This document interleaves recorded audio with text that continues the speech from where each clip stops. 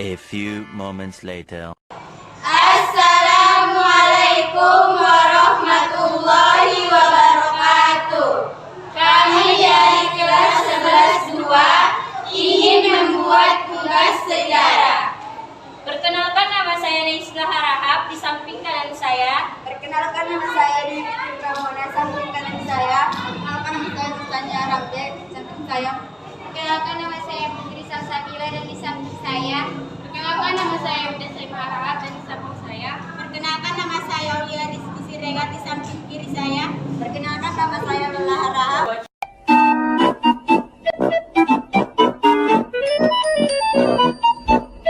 Budi Utomo. Didirikan pada 20 Mei 1908, Budi Utomo menjadi organisasi modern pertama yang memberikan inspirasi kepada kaum nasionalisnya untuk berjuang dengan basis organisasi modern. Oleh karena itu, tanggal kelahiran organisasi ini diperingati sebagai Hari Kebangkitan Nasional. Organisasi ini bersifat non-politik dan kooperatif terhadap pemerintah kolonial Belanda. Organisasi ini dipelopori oleh Wahidin Soedirohoesodo pada tahun 1857 sampai 1917. Tamatan Sekolah Dokter Pribumi School Thought of Leading Pen Indolandsche Arsten atau Stovia di Batavia. Saat mengunjungi alamaternya dan bertemu dengan pelajar-pelajar Stovia pada tahun 1907, Wahidin Soedirohoesodo melontarkan gagasan agar para pelajar Stovia segera mendirikan organisasi yang bertujuan memajukan derajat bangsa. Gagasannya mendapat tanggapan baik dari mereka. Bersama Dr. Sutomo dan para mahasiswa Stovia seperti Goenawan Mongoenkoeseomo dan Soeraji, ia pun mendirikan Budi Utomo atau Boedi Oetomo yang bertujuan memajukan pengajaran dan kebudayaan dengan bidang-bidang meliputi yaitu pengajaran, pertanian, peternakan, dan perdagangan, teknik dan industri, dan kebudayaan. Dilihat dari tujuannya, Budi Utomo bukan merupakan organisasi politik, melainkan organisasi pelajar dengan pelajar-pelajar Stovia sebagai penggeraknya. Budi Utomo mengadakan kongres pertamanya di Yogyakarta pada 3-5 Oktober 1908. Selain mempertegas posisi sebuah gerakan sosial budaya dan bukan gerakan politik, kongres juga memutuskan hal-hal lain sebagai berikut. 1. Ruang gerak terbatas pada daerah Jawa dan Madura. 2. Memilih RT Tirto Kusuma dan mantan Bupati Karanganyar sebagai ketua. 3. Yogyakarta menjadi pusat organisasi. Sejak dipimpin oleh Raden Adipati Tirto Kusuma, yaitu tokoh dari kalangan priayi, banyak anggota baru Budi Utomo yang bergabung dari kalangan bangsawan dan pejabat kolonial. Pada tahun 1912, Budi Utomo ikut mendukung pembentukan Volksraad atau Dewan Rakyat, yaitu Dewan Perwakilan Rakyat Hindia Belanda. Melalui dewan ini, aspirasi rakyat Indonesia disuarakan melalui wakil-wakilnya yang duduk di dewan ini. Seiring berjalannya waktu, eksistensi Budi Utomo mengalami kemunduran. Salah satu faktor kemunduran Budi Utomo adalah berdirinya Sarekat Islam pada tahun 1912. Dalam anggaran dasarnya, Sarekat Islam tidak berpolitik. Namun, dalam praktiknya Sarekat Islam ikut bersuara lantang menentang praktik ketidakadilan serta penindasan yang dilakukan oleh pemerintah kolonial. Hal ini mengundang simpati yang luas dari masyarakat. Setelah resmi berdiri sebagai partai politik pada tahun 1917, Sarekat Islam menjadi partai politik dan semakin populer. Pada saat yang sama, Budi Utomo mengalami kemunduran. 2. Sarekat Islam atau SI. Sarekat Islam merupakan gerakan nasionalis, demokratis, dan ekonomis serta berasaskan Islam dengan haluan kooperatif. Organisasi ini didirikan oleh Haji Samanhudi pada tahun 1911 dengan nama awal berdirinya Sarekat Dagang Islam atau SDI.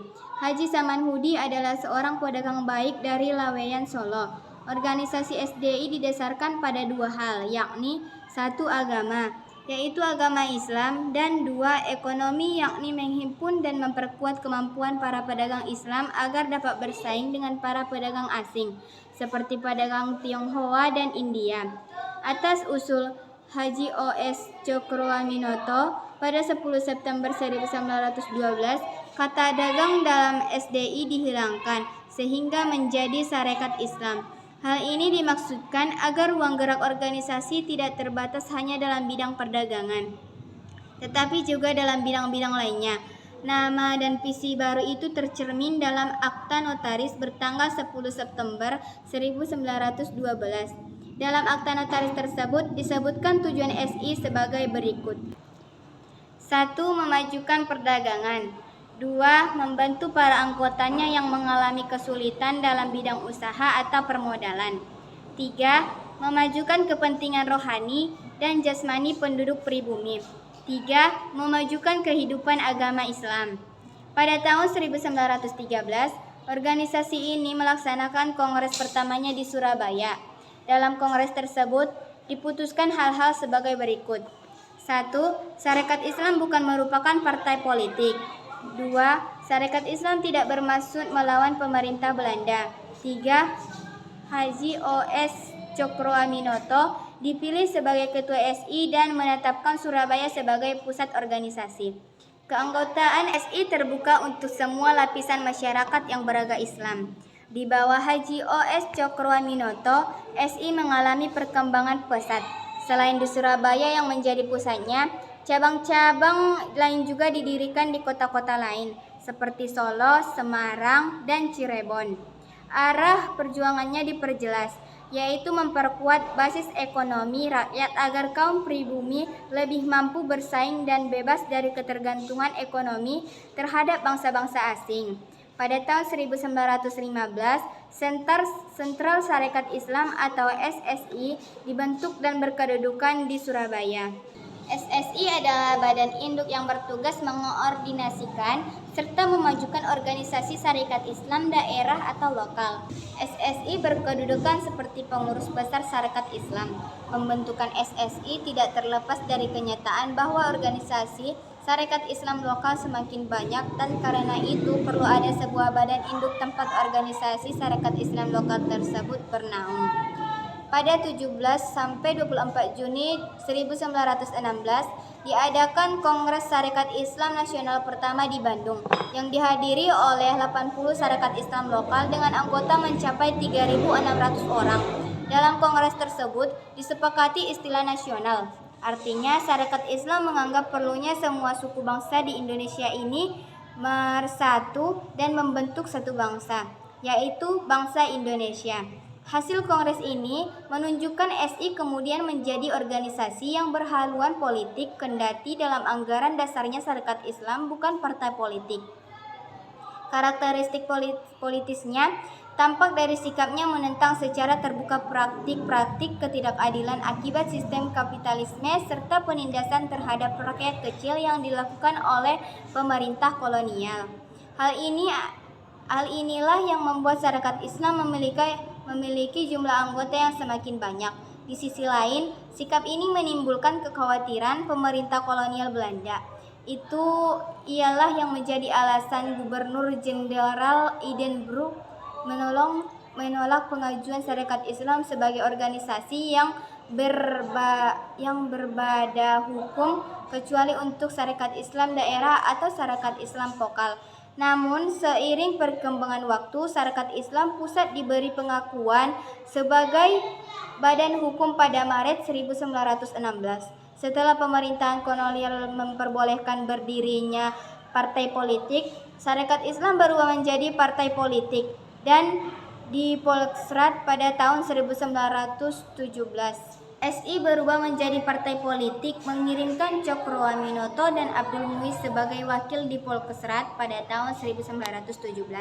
Di Polkesrat, keduanya ada dalam konsentrasi radikal. Sikap kritis di Sarekat Islam terhadap praktik kapitalisme seperti komitmennya memperjuangkan rakyat kecil menjadi perhatian industri sosial demokratis Vereniging atau ISDV. Heng Senivliet ini kemudian menyusup ke Sarekat Islam ketika dua Kesemuan dan Darsono Kelak bergabung juga Tan Malaka dan Alimin.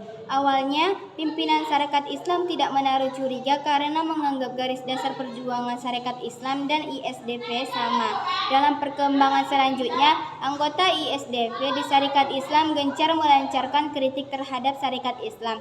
Mereka mengkritik sikap Sarekat Islam yang kooperatif terhadap pemerintah kolonial Belanda serta keikutsertaan Sarekat Islam dalam kampanye India Wirbar. ISDP menghendaki agar Sarekat Islam mengambil sikap non-kooperatif atau tidak bekerja sama dengan Belanda, dan dalam kerangka itu juga berarti Sarekat Islam tidak ikut mendukung India Wirbar. Maka dengan hadirnya ISDP muncul dua kubu dalam Sarekat Islam, yaitu sebagai berikut. Kubu nasionalis religius atau nasionalis keagamaan atau dikenal dengan Sarekat Islam Putih dengan asas perjuangan Islam di bawah pimpinan Hoscokroaminoto. Dua, kubu ekonomi dogmatis yang dikenal dengan nama Sarekat Islam Merah dengan haluan sosialis kiri atau komunisme di bawah pimpinan Semaun dan Darsono. Demi menegakkan disiplin organisasi, Semaun dan semua pengurus yang berhaluan di kiri kemudian dikeluarkan dari keanggotaan Sarekat Islam. Dalam Kongres Sarekat Islam pada Februari 1923 di Madiun, Sarekat Islam mengganti namanya menjadi Partai Sarekat Islam atau PSI. Pergantian nama dilakukan karena adanya anggapan bahwa kekatan dalam Sarekat Islam lemah. Dalam rangka memperkuat Sarekat Islam, Cokroaminoto dan Abdul Muiz berupaya mempersatukan golongan muslim di luar Jawa karena melakukan sejumlah propaganda anti pemerintah. Keduanya dikenakan larangan kunjungan ke daerah-daerah tersebut oleh pemerintah kolonial Belanda. Dalam kongresnya tahun 1926, PSI menerapkan politik hijrah atau bersikap non-kooperatif terhadap pemerintah kolonial dengan alasan pemerintah kolonial mengabaikan hak-hak pribumi. Karena perubahan garis politik ini, Cokroaminoto menyatakan menolak ketika diangkat menjadi anggota Volksraad pada tahun 1927. PSI berganti nama lagi menjadi Partai Sarekat Islam Indonesia atau PSII pada tahun 1929. Pada tahun 1930, Partai Sarekat Islam Indonesia mengalami kemerosotan akibat terbagi menjadi 3 partai. PSII Kartosuwiryo, PSII Adikusno, dan Partai Sarekat Islam di Indonesia. Perpecahan terjadi akibat perbedaan cara pandang antara anggota partai. Aktivitas partai ini terhenti sejak Jepang menduduki wilayah Indonesianya. 3. Muhammadiyah. Muhammadiyah didirikan oleh Kiai Haji Ahmad Dahlan di Yogyakarta pada 18 November 1912. Asas perjuangannya ialah Islam dan kebangsaan. Sifatnya non-politik dan kooperatif. Muhammadiyah bergerak di bidang keagamaan, pendidikan, dan sosial, menuju kepada tercapainya kebahagiaan lahir batin. Tujuan Muhammadiyah adalah sebagai berikut. 1. Memajukan pendidikan dan pengajaran berdasarkan agama Islam. 2. Mengembangkan pengetahuan ilmu agama dan cara-cara hidup menurut agama Islam. Dalam rangka mencapai tujuan tersebut, usaha yang dilakukan oleh Muhammadiyah adalah sebagai berikut. 1. Mendirikan sekolah-sekolah yang berdasarkan agama Islam dari TK sampai perguruan tinggi. 2. Mendirikan poliklinik, rumah sakit, rumah yatim masjid, dan sebagainya. 3. Menyelenggarakan kegiatan-kegiatan keagamaan. Pada masa kepemimpinan Ahmad Dahlan pada tahun 1912 sampai 1923, pengaruh Muhammadiyah terbatas di karesiden seperti Yogyakarta, Surakarta, dan Pekalongan. Pada tahun 1925, Haji Abdul Malik Karim Amrullah atau Hamka membawa Muhammadiyah ke Sumatera Barat dengan membuka cabang di Sungai Batang Agam. Dalam waktu relatif singkat, arus gelombang Muhammadiyah menyebar ke seluruh tanah Minang. Dari daerah ini, Muhammadiyah kemudian bergerak ke seluruh Sumatera, Sulawesi, dan Kalimantan. Pada tahun 1938, Muhammadiyah telah tersebar ke seluruh wilayah Indonesia. Karena organisasi ini bersifat non-politik dan kooperatif, pemerintah Belanda tidak keberatan memberinya status sebagai organisasi berbadan hukum. Dalam gerakan sosialnya, organisasi ini sangat mendukung perjuangan untuk meraih kemerdekaan. Selain itu, perannya dalam menumbuhkan kesadaran bangsa tentang pentingnya kemajuan dalam pendidikan dan kemerdekaan sangat besar. 2. Periode nasionalisme politik. Dalam periode ini muncul gerakan nasionalisme di Indonesia bidang politik untuk meraih kemerdekaan Indonesia.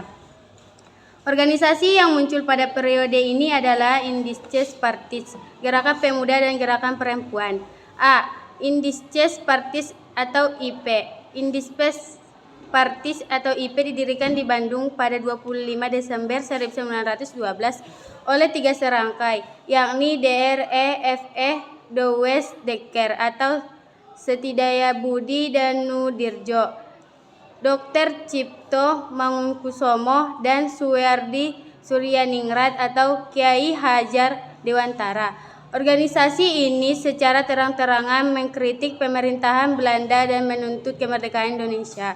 Organisasi ini berkomitmen menyatukan semua golongan yang ada di Indonesia, baik golongan Indonesia asli maupun golongan Indo atau Tionghoa dan Arab. Mereka akan dipadukan dalam kesatuan bangsa dengan semangat nasionalisme Indonesia. Cita-cita Indische Partis disebarluaskan melalui surat kabar The Express dengan semboyan Indisches Los van Holland, yang berarti Indonesia bebas dalam Belanda, dan Indi for Indes, yang berarti Hindia untuk orang Hindia. Seluruh anggotanya memang menyebutkan diri sebagai Inders, yang berarti orang Indonesia.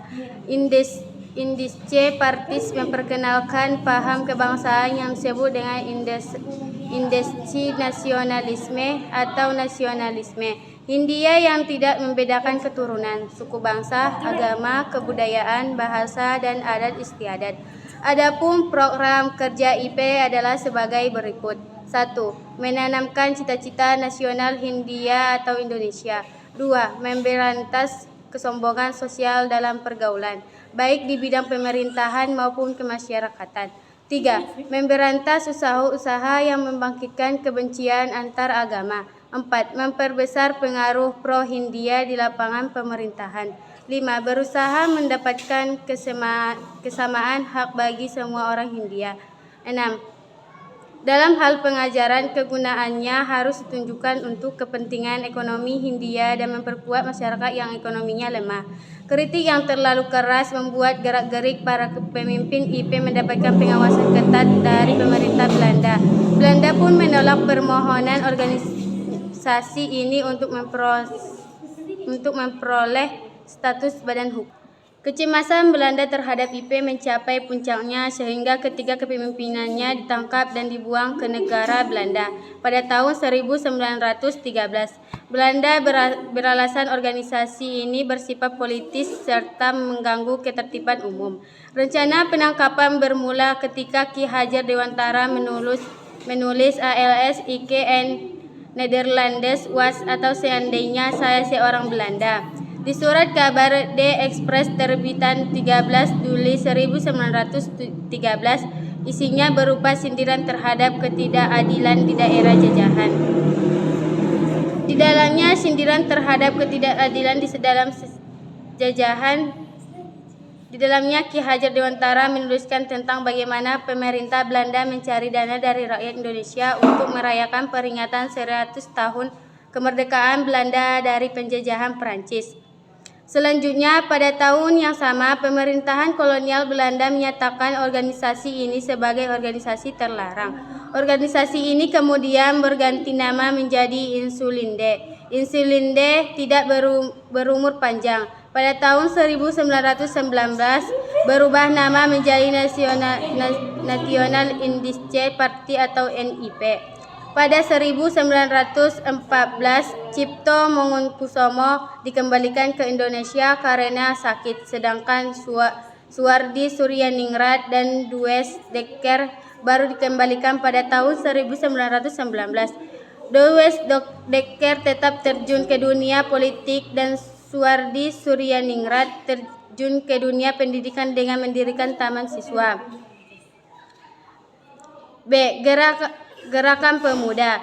Sejak berdirinya Budi Utomo, unsur pemuda Indonesia ikut bergabung, namun unsur pemuda B. Gerakan Pemuda. Sejak berdirinya Budi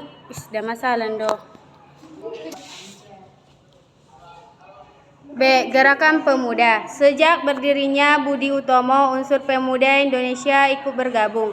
Namun, unsur pemuda ini tidak berkembang membentuk gerakan. Mereka tidak lama bergabung dalam Budi Utomo karena kecewa atas terlalu dominannya golongan tua atau para riai dalam organisasi tersebut. Selanjutnya, gerakan pemuda tumbuh dan berkembang secara mandiri di berbagai daerah di Indonesia. Mula-mula dibentuk sebagai sebuah gerakan solidaritas yang bersifat informal. Gerakan-gerakan pemuda ini kemudian menjelma menjadi sebuah gerakan politik atau gerakan kebangsaan dengan cita-cita Indonesia yang merdeka dan maju. Gerakan pemuda yang muncul pertama kali adalah Trikoro Darmo. Organisasi pemuda ini didirikan oleh R. Satiman Wiryosonjoyo, DKK, di Gedung Stopia, Batavia pada tahun 1915. Trikoro Darmo merupakan cikal bakal Jongjapa. Triko Darmo memiliki 3 pisu mulia, yaitu sakti yang berarti kekuasaan dan kecerdasan, budi yang berarti bijaksana, dan bakti yang berarti kasih sayang. Visi ini kemudian dikembangkan dalam 3 tujuan Trikoro Darmo sebagai berikut. 1. Mempererat tali persaudaraan antar siswa-siswi Budi Putra pada sekolah menengah dan kejuruan. 2. Menambah pengetahuan umum bagi para anggota. 3. Membangkitkan dan mempertajam parana untuk segala bahasa dan budaya. Meskipun demikian, tujuan sesungguhnya dari organisasi ini adalah mencapai Jawa Raya dengan jalan memperkokoh rasa persatuan antara pemuda-pemuda Jawa, Sunda, Madura, Bali, dan Lombok. Dalam kongres pertamanya di Solo pada 12 Juni 1918, organisasi ini kemudian mengubah namanya menjadi Jongjapa. Kongres juga menetapkan perubahan haluan organisasi dari semua organisasi non-politik menjadi organisasi politik. Dalam kongresnya di Solo pada tahun 1926, Jongjapa dalam anggaran dasarnya secara nyata menyebutkan hendak menghidupi rasa persatuan seluruh bangsa Indonesia, serta kerjasama dengan semua organisasi pemuda dalam rangka membentuk keindonesiaan. Dengan demikian, organisasi ini menghapus sifat Jawa sentris dan mulai bekerja dengan pemuda-pemuda non-Jawa. Setelah itu, lahir Perkumpulan Pasunda, Persatuan Minahasa, Maluka, Serekat Celebes, Serekat Sumatera, dan lain-lain. Lahir pula organisasi kepemudaan lain dengan keanggotaan yang cukup besar berasal dari Sumatera bernama Jong Sumatrano Nenbon. Perkumpulan ini didirikan pada tahun 1917 di Batavia. Dalam organisasi ini muncul nama-nama besar seperti Muhammad Hatta, Muhammad Yamin, dan Bahder Johan. Pada kongresnya yang ketiga, organisasi ini pernah melontarkan pemikiran Muhammad Yamin, yaitu anjuran agar penduduk yang diami Nusantara ini menggunakan bahasa Melayu sebagai bahasa pengantar dan bahasa persatuan. Pada tahun 1918 berdiri pula Persatuan Pemuda-Pemuda Ambon yang disebut juga Jong Ambon. Selanjutnya antar tahun 1918 sampai 1919 berdiri pula Jong Minahasa dan Jong Celebes. Salah satu tokoh yang lahir dari Persatuan Pemuda Minahasa adalah Sam Ratulangi. Pada tahun 1926 berbagai organisasi kepemudaan ini menyelenggarakan Kongres Pemuda 1 di Yogyakarta. Kongres ini telah menunjukkan adanya kekuatan untuk membangun persatuan dari seluruh organisasi pemuda yang ada di Indonesia. 3. Gerakan perempuan. Kondisi perempuan Indonesia pada pertengahan abad ke-19 masih jauh tertinggal dibandingkan kaum lelakinya. Sekolah-sekolah yang ada pada saat itu hanya membuka kesempatan bagi kaum lelaki, sedangkan kaum perempuan hanya mendapat pendidikan terkait kerumah tanggaan dan itu pun masih sangat terbatas. Keadaan ini sedikit demi sedikit mengalami perubahan ketika seorang putri bupati dari Jepara bernama Raden Ajeng Kartini berkesempatan mengenyam pendidikan yang diselenggarakan oleh pemerintah kolonial Belanda. Ia menuangkan pemikiran-pemikirannya dalam tulisan tentang kondisi perempuan pada masa tersebut. Kartini menulis pemikirannya dalam bentuk korespondensi dengan sahabat-sahabatnya di Belanda, seperti Stella Jehandelaar dan Profesor V.K. Anton oleh J.H. Abendanon. Surat-surat Kartini ini dikumpulkan dan diterbitkan menjadi sebuah buku yang kemudian diberi judul Door Duisternis tot Licht habis gelap terbitlah terang. Kartini mencita-citakan sebuah masyarakat dengan kesetaraan antara perempuan dan laki-laki. Ia ingin perempuan dapat berpartisipasi dalam meningkatkan kemajuan bangsa bersama dengan laki-laki.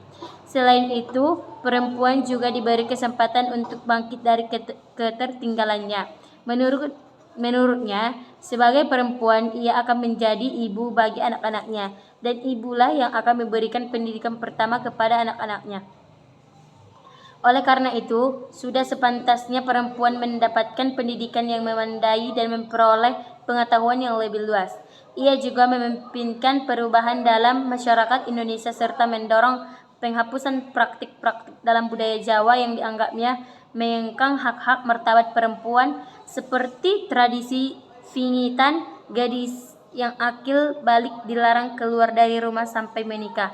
Hal yang diperjuangkan Kartini kemudian dikenal dengan istilah emansipasi.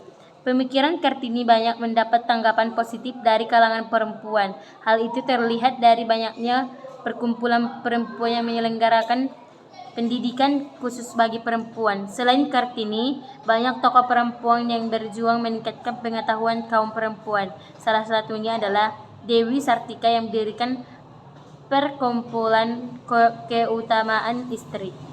Dalam Kongres Perempuan Indonesia I yang berlangsung di Yogyakarta pada 25-28 Desember 1928, perkumpulan perempuan ini sepakat mendirikan sebuah federasi yang menjadi wadah perjuangan yang dapat memajukan perempuan Indonesia.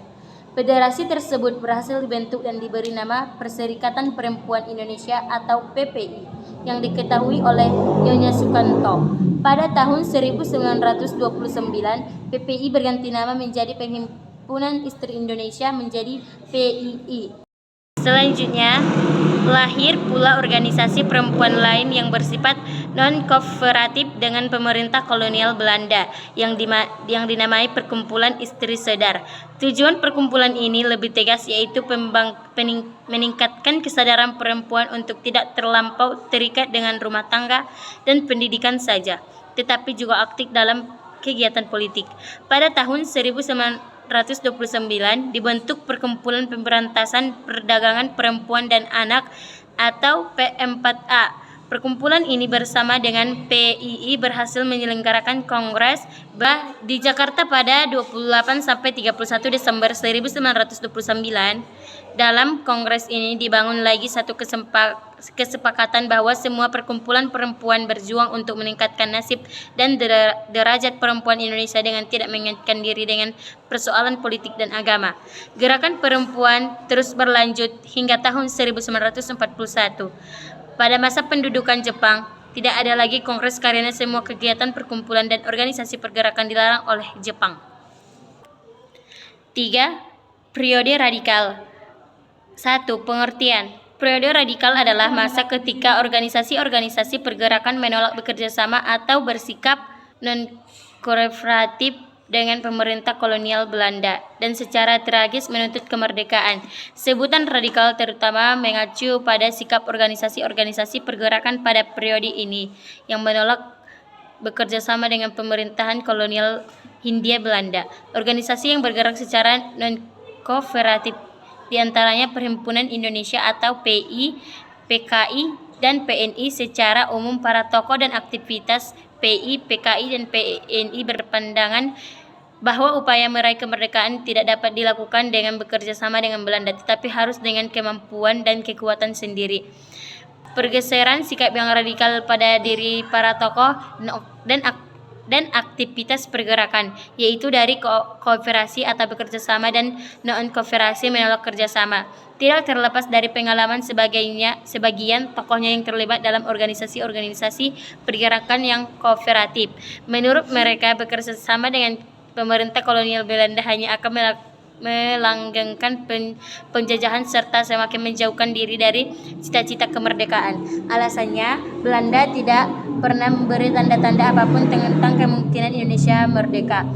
PKI misalnya melakukan serangan bersenjata terhadap wilayah-wilayah yang dikuasai Belanda sebagai cara untuk menunjukkan bahwa membangun Indonesia harus dengan kekuatan dan kemampuan sendiri.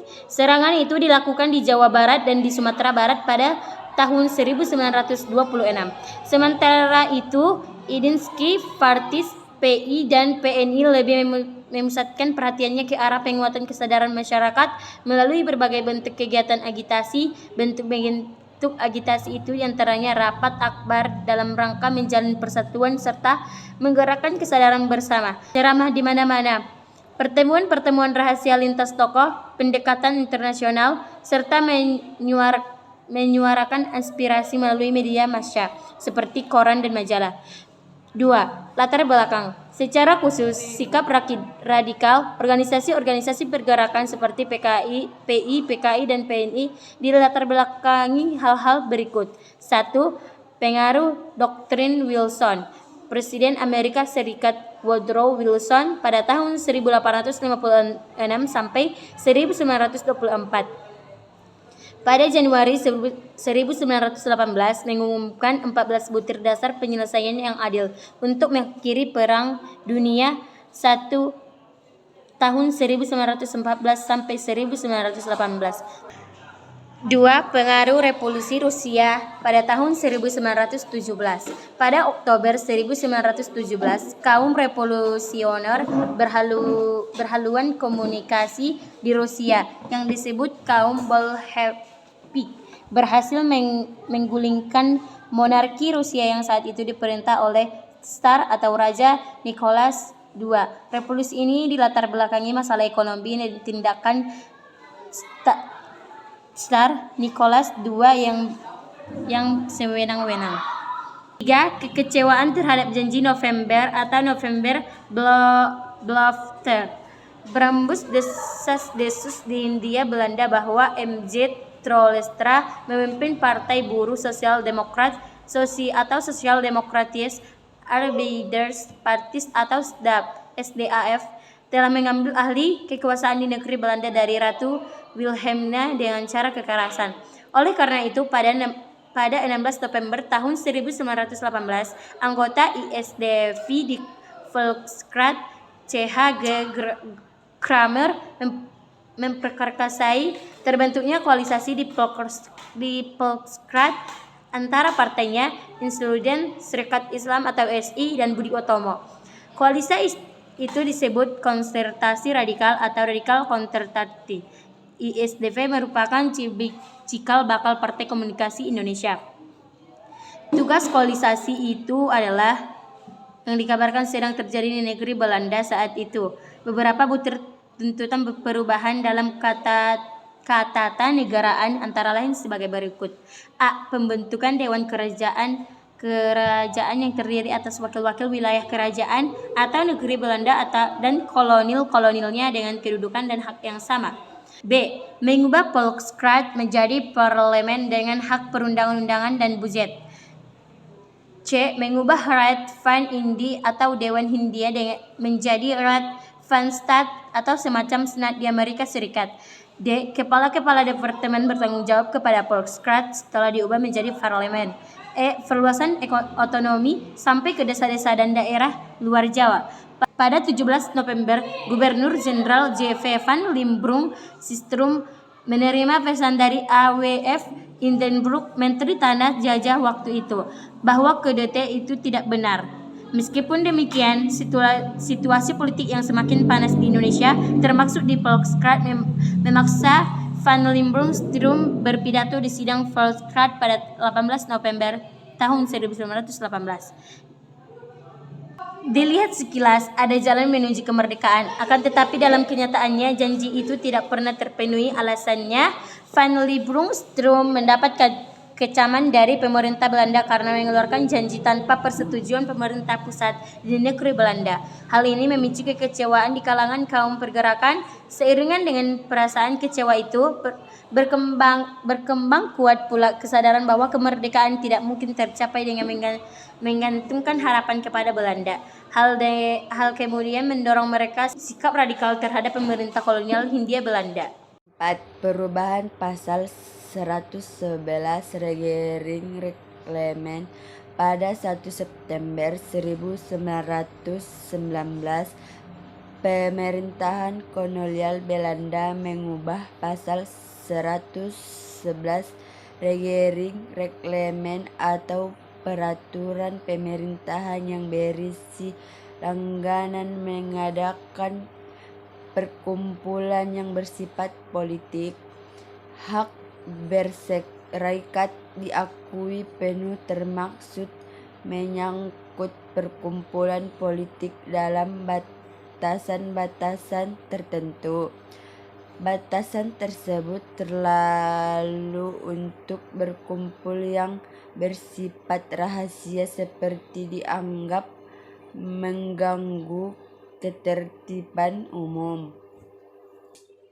5. Pergantian Gubernur Jenderal Hindia Belanda. Pada tahun 1921, Gubernur Jenderal Frans Lilienstrom digantikan oleh Dirk Vogt. Tidak seperti Frans Lilienstrom, Vogt bersifat sangat reaksioner terhadap pergerakan nasional. Kaum pergerakan melukiskan Vogt sebagai seorang yang lebih banyak memperlambat tanpa daripada mengubah haluan.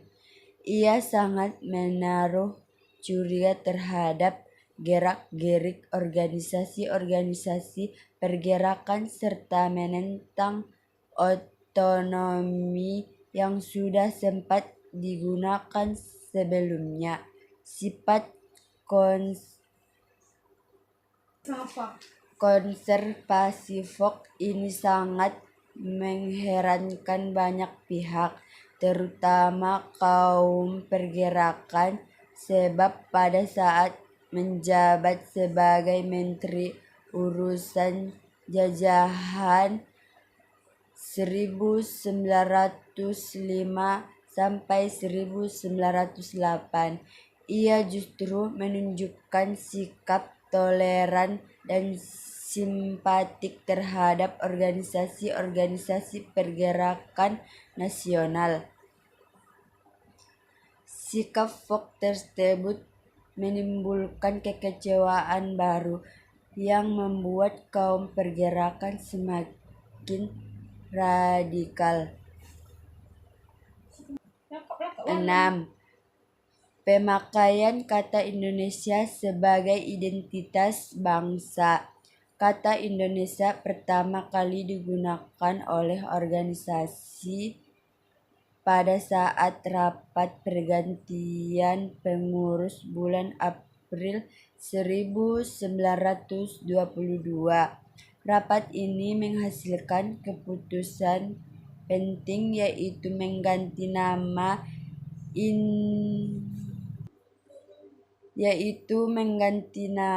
menjadi Indonesia's Vereniging. Selanjutnya mereka mengganti nama Nederlandes Indië menjadi Indonesia. Dengan munculnya kata Indonesia, kaum pergerakan mereka memiliki sebuah identitas bersama. Lebih dari itu, secara simbolis dan filosofis, kata Indonesia menunjuk 2. Partai Komunis Indonesia atau PKI. Benih paham komunis pertama kali dibawa ke Indonesia oleh HZFM Kneplit pada tahun 1913. Ia seorang pemimpin organisasi buruh dari negeri Belanda yang juga merupakan salah satu anggota dari SDAV atau Partai Buruh Sosial Demokrat di Belanda. Pada tahun 1914, Sneplit mendirikan sebuah organisasi yang bercorak Marxis bernama ISDF dengan pusat di Semarang. Oleh karena tidak mendapatkan tanggapan di Indonesia, muncul ide dalam diri Sneplit untuk bergabung dengan sebuah organisasi lain yang sudah ada. Akhirnya ISDF masuk dan menjalin hubungan dengan tokoh-tokoh organisasi Serikat Dalam atau SI. Politik infiltrasi atau menyusup ISDF ini berhasil mengaruhi dua organisasi. Orang pemimpin SI cabang Semarang yang terkenal militan dan berbakat, yaitu Semaun dan Darsono. Dalam Kongres ke-20 ISDF pada tahun 1920, nama ISDF diganti menjadi Perserikatan Komunis Hindia dengan Semaun sebagai ketua. Semaun dan Darsono pun berdiri di atas dua organisasi, yakni ISDF dan SI. Di SI, keduanya mengancam keras sikap rekan-rekannya yang kooperatif terhadap Belanda.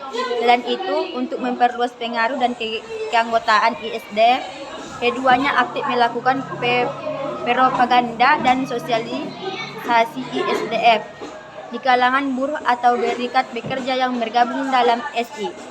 Sikap dan langkah-langkah keduanya pun mengundang kekhawatiran dalam organisasi, apalagi langkah Semaun dan Darsono telah menciptakan dua kubu besar dalam SI, yaitu golongan Cokroaminoto yang berhaluan Islam dan berpusat di Yogyakarta atau SI Putih, serta golongan Semaun yang berhaluan komunis dan berpusat di Semarang atau SI Merah.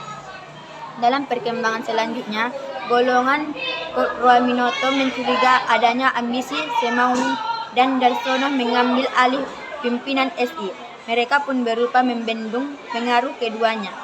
Dalam Kongres ke-6 SI pada Oktober 1921, SI menerima usulan Agus Salim dan Abdul Muiz tentang penerapan disiplin kepertahanan, terutama larangan merungkap keanggotaan partai. Golongan Semaun disuruh memilih menjadi anggota SI atau ISDF.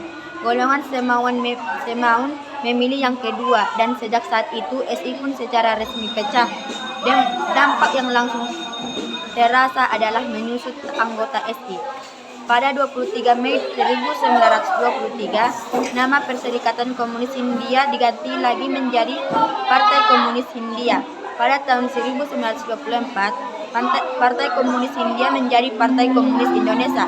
Pada tahun ini bergabung tokoh baru seperti Alimin dan Musso. Sebagai organisasi yang berideologi komunis, PKI berkembang cepat. Pada tahun 1926, PKI melancarkan pemberontakan di Jawa yang disusul pada tahun 1927 di Sumatera Barat. Keduanya pemberontakan ini gagal. Banyak tokohnya ditangkap dan dibuang ke Digul, Papua karena aksi-aksi militan dan revolusioner yang mengganggu stabilitas dan kepentingan Belanda. PKI akhirnya dinyatakan sebagai organisasi terlarang oleh Belanda pada tahun 1927. 3. Partai Nasional Indonesia atau PNI. Semangat nasionalisme berkembang cepat di Indonesia dan tumbuh sebagai gerakan nasional yang radikal dan militan. Seiring gejala tersebut, pada tahun 1927 berdiri sebuah organisasi yang bernama Algemene Studio Club. Sebuah organisasi yang di Bandung yang diprakarsi oleh Insinyur Soekarno berpendapatan bahwa ideologi-ideologi yang berkembang di Indonesia seperti nasionalisme, Islamsme, dan Marxisme dapat juga digunakan sebagai alat pemersatu bangsa. Atas inisiatifnya juga perkumpulan ini kemudian mendirikan Perserikatan Nasional Indonesia pada tahun 1927 dengan Soekarno sebagai ketuanya. Pemimpin berjumlah 8 orang, yaitu Dr. Cipto Muangkumo, Insinyur Anwari, Master Surtono, Master Ishak, Master Surnayo, Master Budiarto, Dr. Samsi, dan Insinyur Soekarno.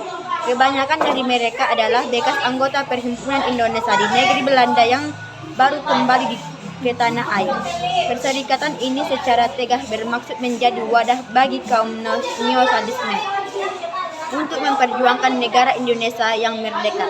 Untuk mencapai tujuan tersebut, perserikatan ini memadukan semangat kebangsaan yang telah dirintis terlebih dahulu oleh organisasi-organisasi pergerakan yang sudah ada, termasuk kaum nasionalis revolusioner. Organisasi ini kemudian mengganti namanya menjadi Partai Nasional Indonesia atau PNI. PNI berlandaskan pada 3 asas, yakni sebagai berikut. 1. Self-help, yakni prinsip menolong diri sendiri yang didasari keyakinan bahwa bangsa Indonesia dengan kekuatan sendiri mampu memperbaiki keadaan politik, ekonomi, dan sosial budaya yang telah rusak oleh penjajah. 2. Non-kreatif, yakni tidak mengadakan kerjasama dengan pemerintah kolonial Belanda. 3. Marxisme, yakni mengempat Partai Indonesia atau Partindo. Tekanan terhadap PNI mencapai puncak ketika para tokohnya Soekarno dan kawan-kawan di penjara. Hal ini mendorong para anggota PNI mengadakan kongres luar biasa, Tartono sebagai pemimpin, menginginkan perubahan PNI dan mencari format baru untuk melanjutkan perjuangan. 5. Pendidikan Nasional Indonesia atau PNI baru. Organisasi yang dibentuk pada 27 November 1931 ini berdiri karena rasa tidak puas sebagian anggota PNI atau lama karena Partai PNI dibubarkan. Menurut para penggerak PNI baru, termasuk Muhammad Hatta dan Sultan Syahrir, apa yang dilakukan Soekarno merupakan cerminan sikap mudah menyerah terhadap pemerintah kolonial Belanda yang memusuhi partai tersebut. PNI baru berhaluan nasionalis dan demokrasi, walaupun cita-cita dan haluan Partindo dan PNI baru itu sama, yaitu kemerdekaan dan non-kreatif. Strategi perjuangannya berbeda. Dilihat dari namanya, partai baru bentukan Hatta dan Syahrir ini lebih menekankan pada kegiatan pendidikan, politik, dan kesadaran berbangsa bagi para anggotanya. Bagi Hatta, pijakan pertama menuju Indonesia merdeka adalah menambahkan kesadaran bersama pada rakyat akan situasi dan kondisi mereka sebagai bangsa terjajah dan kemudian menyadari hak-hak mereka untuk menentukan nasib. Pendidikan yang dapat menyamai kader partai yang militer dan terorganisasi dengan baik. C. Perjuangan melalui Volkskraat.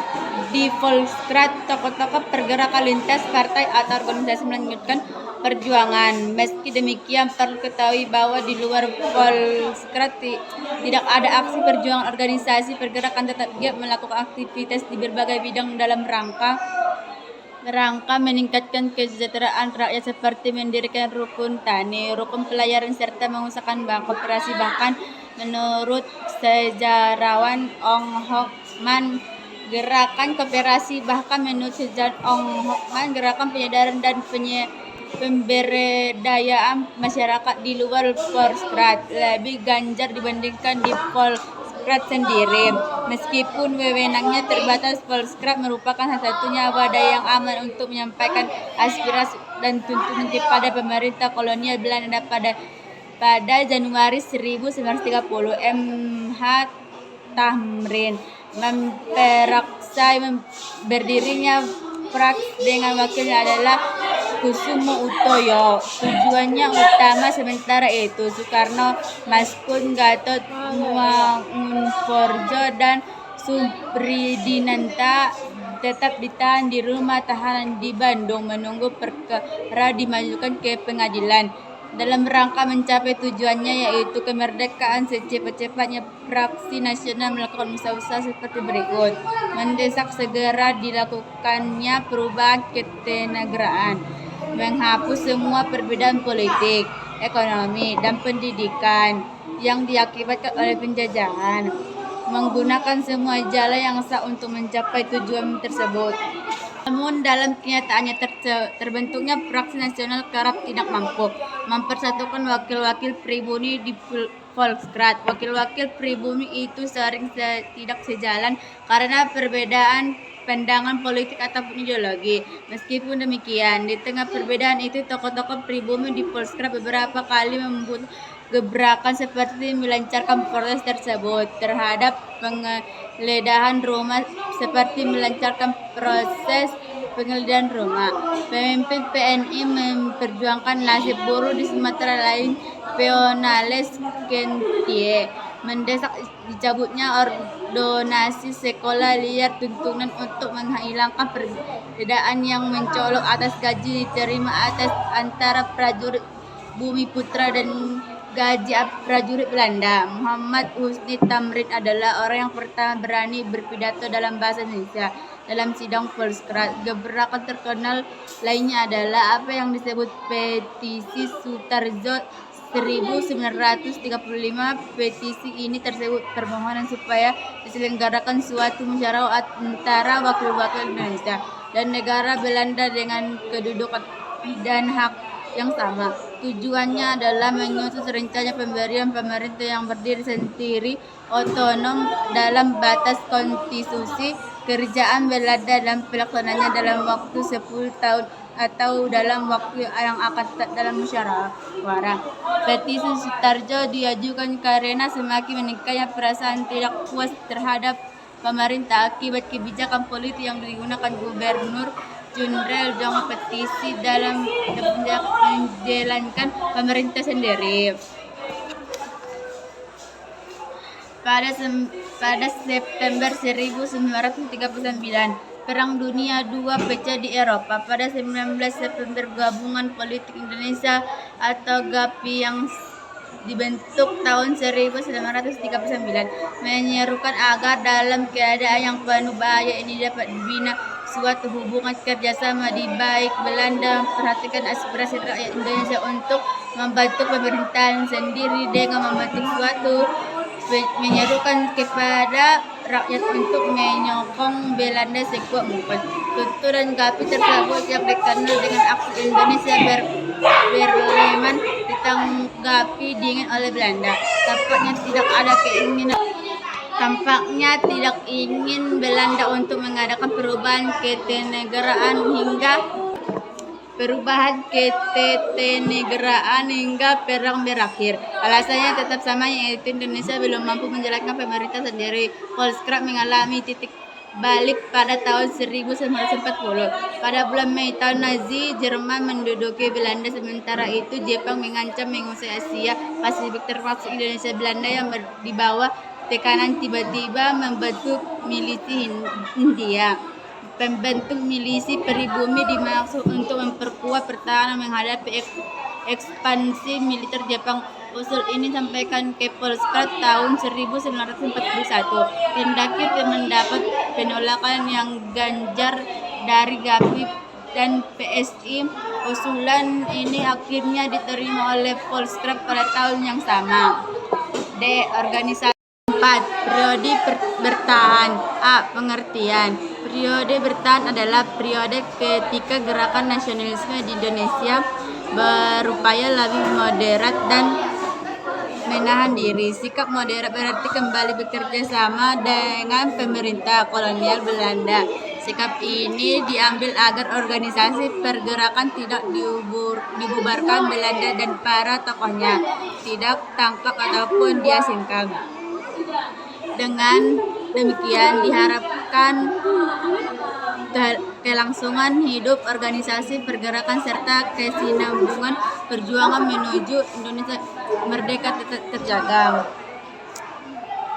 B.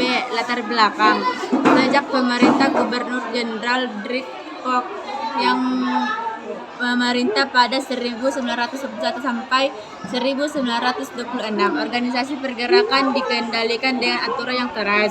Contohnya, menerapkan ancaman pemecatan bagi pegawai negeri yang mengambil bagian atau memberi dukungan pada pergerakan yang dianggap merongrong kekuasaan pemerintah. Fogg juga membuat peraturan yang menyangkut perjalanan dalam batas-batas Hindia Belanda untuk mencegah juru bicara saat batas politik mempromosikan tujuannya di luar Jawa. Pada masa Gubernur Jenderal B.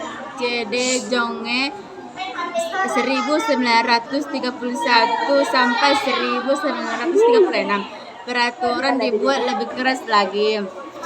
Pada masanya banyak lagi organisasi pergerakan nasional mengambil sikap radikal terhadap pemerintah kolonial Belanda. Hal ini membuat kaum aktivis pergerakan kolonial Belanda melalui Vergader Verbond yang dikeluarkan pada tahun 1933. Ruang gerak kaum aktivitis pergerakan nasional semakin sempit dalam kenyataannya. Peraturan itu tidak menyurutkan langkah para tokoh pergerakan.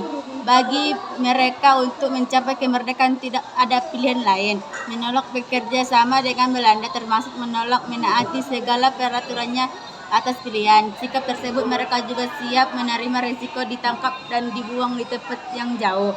Dalam perkembangannya terutama dengan dibuangnya para tokoh utamanya, para tokoh pergerakan merasa bahwa pilihan sikap yang radikal kurang menguntungkan Indonesia. Mereka pun mengambil sikap yang lebih taktis dan moderat namun tidak meninggalkan visi dasar perjuangan mereka, yang yaitu mewujudkan kemerdekaan Indonesia. C. Perjuangan melalui Volkar Politik Indonesia atau GABI.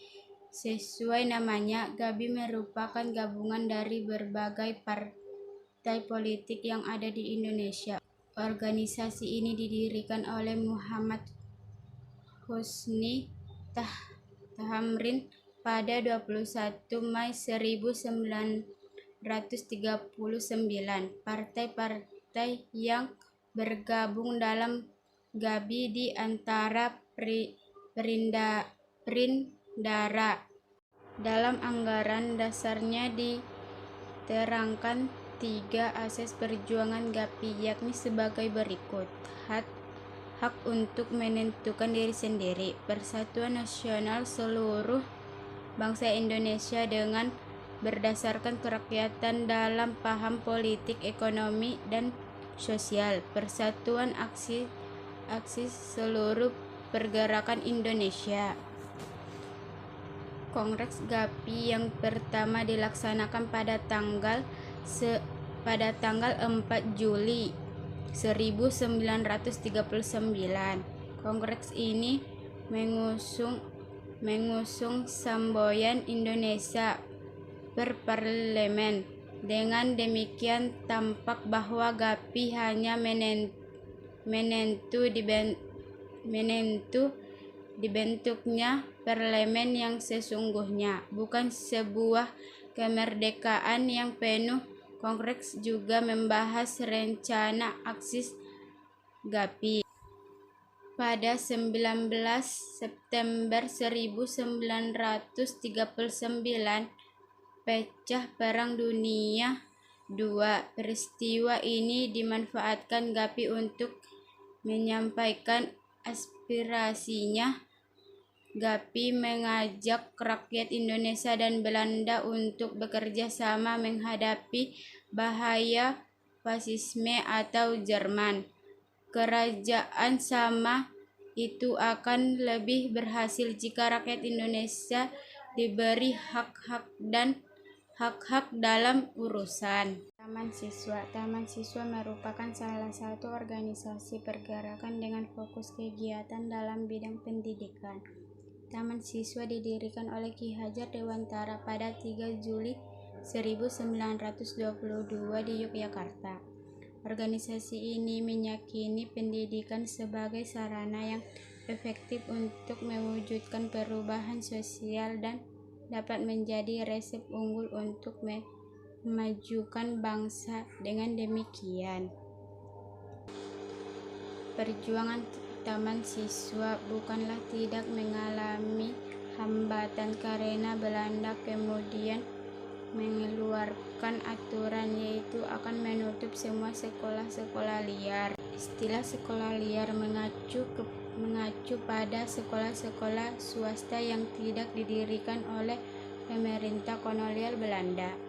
Namun Ki Hajar Dewantara berjuang agar sekolah taman siswa tidak dibubarkan. Setelah melalui perjuangan yang panjang, akhirnya Belanda mencabut undang-undang atau ordonansi tentang sekolah liar ini pada tahun 1935. Keberadaan taman siswa sangat berarti bagi bangsa Indonesia. Mereka yang tidak bisa masuk ke sekolah pemerintahan dapat memperoleh pendidikan di sekolah ini. 2. Partai Indonesia Raya atau Perindara. Pada tahun 1931, Dr. Sutomo, pendiri Budi Utomo, mendirikan Persatuan Bangsa Indonesia atau PBI. Organisasi ini merupakan kelanjutan dari Indonesia Studio Club yang didirikan pada tahun 1924. Dengan BPI, Dr. Sutomo bermaksud menempuh jalan yang kooperatif dalam sebuah wadah partai yang lebih besar. Pada 24 sampai 26 Desember 1935 diselenggarakan kongres yang menyatukan Budi Utomo dengan PBI. Kongres yang diadakan di Surkarta ini dibuat dalam rangka menyatukan partai-partai kecil untuk memperoleh kekuatan atau partai yang besar. Hasil fusi menghasilkan sebuah partai baru yang kemudian dinamakan Partai Indonesia Raya atau Perindara. Dengan ketua terpilih Dr. Sutomo, Kongres juga menetapkan Surabaya sebagai kantor pusat Perindara. Di luar Polkadrat, Perindara membantu memperdayakan masyarakat dalam bidang ekonomi. Dengan basis ekonomi kerakyatan, partai ini misalnya mendirikan banyak perkumpulan rukun tani dan rukun pelayanan sebagai wadah pendampingan masyarakat petani dan nelayan. Perindara juga aktif dalam berbagai usaha perbaikan terhadap masalah perburuhan, pendamping masyarakat petani dan nelayan. Aktif dalam berbagai usaha perbaikan terhadap masalah perburuhan, pengangguran dan peradilan. Melalui sistem ekonomi kerakyatan, Perindara telah melakukan gerakan yang berseberangan dengan paham kapitalisme yang dianut pemerintah kolonial Belanda di Indonesia masa itu. 3. Gabungan politik Indonesia.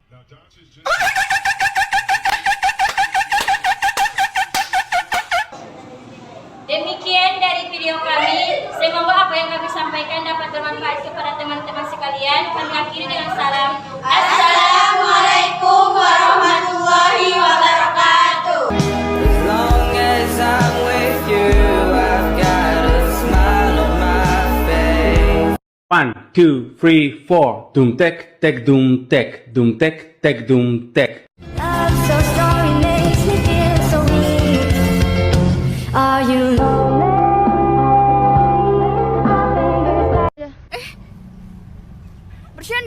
Bercanda.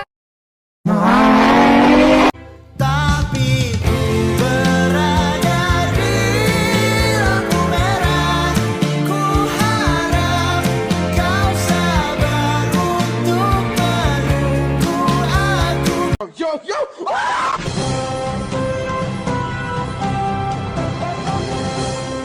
Nasi dibakar, bakar. dibakar, nasi dibakar, campur sate, tusuk sate.